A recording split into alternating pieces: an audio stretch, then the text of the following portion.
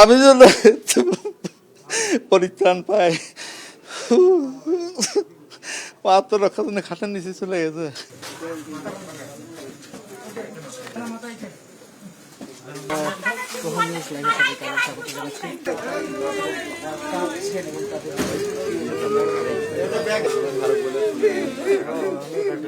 আগামী চক্রবর্তী হচ্ছে আমার অনার্স লেভেলের ফ্রেন্ড।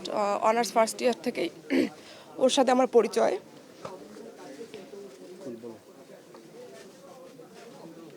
আমি আজকে রাত 10টার দিকে 10টার পর অবশ্য লাইভ দেখতেছিলাম ডিআরবি নিউজে। লাইভ দেখার সাথে সাথে মানে ওর বাবার নাম বারবার বলতেছিল, তো আমি ততক্ষণে শিওর ছিলাম না। আমার অনেক ফ্রেন্ডকে ফোন দিয়েছি, দিয়ে বলছি যে ওর বাবার নাম কি আসলে এটা, আমার মনে পড়তেছিল না। দেন যখন লাইভের শেষে ওর নাম বললো এবং ওর ভাইয়ের নাম বললো, তখন আমি শিওর হলাম। যে আমার হাজব্যান্ডকে পাঠালাম যে যাও তো ওদের বাসার ওখানে, আমরা তো চিনি ওদেরকে, যে আসলেই ঘটনা কি সত্যি কিনা। যে ও আসলো, আসার পর বললো যে হ্যাঁ সত্যি। আমি এখনো বিশ্বাস করতে পারতেছি না যে ও আমাদের মাঝে নাই। দিদি দিদি করে চিৎকার করছে, এই কথা বল রে, কোথায় তোরা, কোথায় তোরা, কোনো সারা শব্দ নাই। তখন থাই গ্লাসের জানালা অনেক জোরে জোরে ধাক্কা দিচ্ছি, আটকানো, আবার ভিতর থেকে সব আটকানো, অনেক জোরে জোরে ধাক্কা দিচ্ছে, খোলে না। তারপর শেষে একবার খুব জোরে ধাক্কা দিচ্ছি, তা সরে গেল।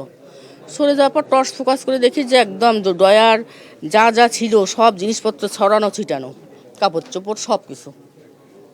তখন আমি তো হাউমাউ করে চিৎকার করে কান্দে উঠলাম যে এরকম করা মানে শেষ করছে ওদের ওদের ওরা শেষ, ওরা নাই, পৃথিবীতে নাই। এখন আমি তো সেই চিৎকার করে কান্নাকাটি করতেছি। তারপর আবার পাশেই আমার দুলা ভাইয়ের বেলকনি, ওই ছাদ দিয়ে আবার বেলকনিটাতে মানে দেখি যে ওই বেলকনির দরজাটা শুধু ভাঁজ দিয়ে ইয়ে করে রাখছে। তা আমি বললাম যে আচ্ছা এই দরজাটা খোলা যাবে একটা লাঠি হলে। তো ছাদে দেখলাম একটা বাঁশ, ওই বাঁশটা দিয়ে দরজাটা খুললাম। খুলে দেখি আমার দুলা ভাই আর দুলা ভাইয়ের ছেলেটা প্রিয়ম, ওরা একসাথে শোয়, ওর বাবার সঙ্গে ও শোয়। তো দেখি মশারিও খাটাইছে শোয়ার জন্যে, স্ট্যান্ড ফ্যান ইয়ে করে দিছে, কিন্তু টর্চ ফোকাস করে দেখি আমার দুলা ভাইও নেই, প্রিয়মও নেই। পুলিশ আসার পরে দেখলাম, তখন এসে দেখলাম সব এলোমেলো, তখনও লাশ দেখা যায় নাই। পুলিশ তারপর উপরে আস্তে আস্তে উঠে ছাদের দিকে যখন যায়, তখন যায় দেখে, তখন লাশ দেখতে পায়। লাশ প্রথমে দেখলো, প্রথমে আমার এই যে শেষ যে দিদি আর কি, দিদির মেয়ে আর সিঁড়ির মানে ছাদে ওঠার আগে যে সিঁড়িটা, ওনাদের দুইজনের ইয়ের ডেড বডিটা ওখানে রয়েছে। তারপরে আবার ছাদে উঠাউঠি করলে, ঘোরাঘুরি করে দেখে ছাদের এক কিনারে আমার ওই বাইরের লাশটা আছে। ওখানে টিন, মাথার উপরে টিন দিয়ে রয়েছে একটা, আর পুরো বডিটা ফাঁকা। তারপর ছোট ছেলেটার পাওয়া যাচ্ছে না। ছোট ছেলেটা কোথায়? ছেলে খুঁজতে খুঁজতে দেখে যে খাটের নিচে। তারপরে তদন্ত করে দেখে যে খাটের নিচে মনে হয়তো বা আত্মরক্ষার জন্য পলাইছিল। আমি যেন পরিত্রাণ পাই। আত্মরক্ষার জন্য খাটের নিচে চলে গেছে, তাতেও রক্ষা পায় নাই, ও জায়গাতে শেষ করে দিচ্ছে ওকে। এই অবস্থা ঘটলো, কারেন্ট গেছে। আমরা মানে মহিলারা এমনিতে তো বাইরে বেড়াই, কারেন্ট গেলে ওখানে বসি আসি আমরা 2-3 জন মহিলা। 2টা ছেলে আসলো, আসি বলতেছে যে হচ্ছে এখানে মাস্টার থাকে না, মাস্টারের বাসা না? আমরা বললাম হ্যাঁ। কয় উনি কি বাসায় আছেন?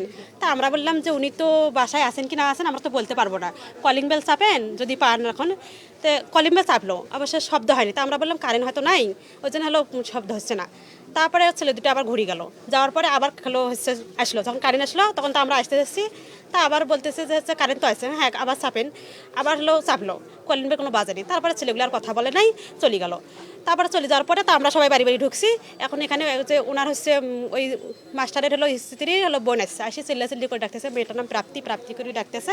তখন আমরা বাসা থেকে বের হয়েছি যে এটা কি সমস্যা। পরে জানাজানি হলো ওইভাবেই আর কি, তারপরে আমরা কিছু জানি না। বলতেছে বাবা দেখো তো তোমার কাকার কোনো ফোন নাম্বারে ঢুকতেছে না, 4 জনের সবারই ফোন বন্ধ। তো বাচ্চাটা ছোট, স্কুলে যায়। আমার কাকা আবার একটা বাটন ফোন দিয়েছে। তো 4 জনেরই ফোন বন্ধ থাকার কারণে আমার হাজব্যান্ড আবার যখন দেখলো যে সবারই ফোন বন্ধ, তখন এক লোককে পাঠিয়ে দিচ্ছে যে আপনি গিয়ে দেখেন, তারপরে আমরা যাচ্ছি। এই লোক এসে দেখে, ততক্ষণে লোকজন সব ভর্তি হয়ে গেছে, মিডিয়া টিডিয়া সব আসছে, গেট ভাঙা চলতেছে। তারপরে তো আমরা আসলাম, আমরা আসার পথে রাস্তাতেই খবর পাইছি যে 4 জনকেই মেরে ফেলছে। আমরা তো কাউকেই চিনি না, উনি তো চাকরি করে এবং উনি এত ঠান্ডা স্বভাবের, এত নীতিবান সৎ লোক, তো ওনার যে শত্রু থাকবে সেটা তো আমরা জানি না। এখন এটা ডাকাতি না শত্রুতার জের আমরা তো কিছুই জানি না। তো ছোট বাচ্চাটাকে পর্যন্ত তারা ছাড়ে নেই, ক্লাস 5-এ পড়ে ছোট বাচ্চাটা, তাকে পর্যন্ত তারা ছাড়ে নেই। হয়তো বা বাচ্চাটা চিনে ফেলছে। হ্যাঁ, আমরা বিচার চাচ্ছি, সুষ্ঠু বিচার চাচ্ছি, যেন ওনারা ন্যায় বিচার পায়।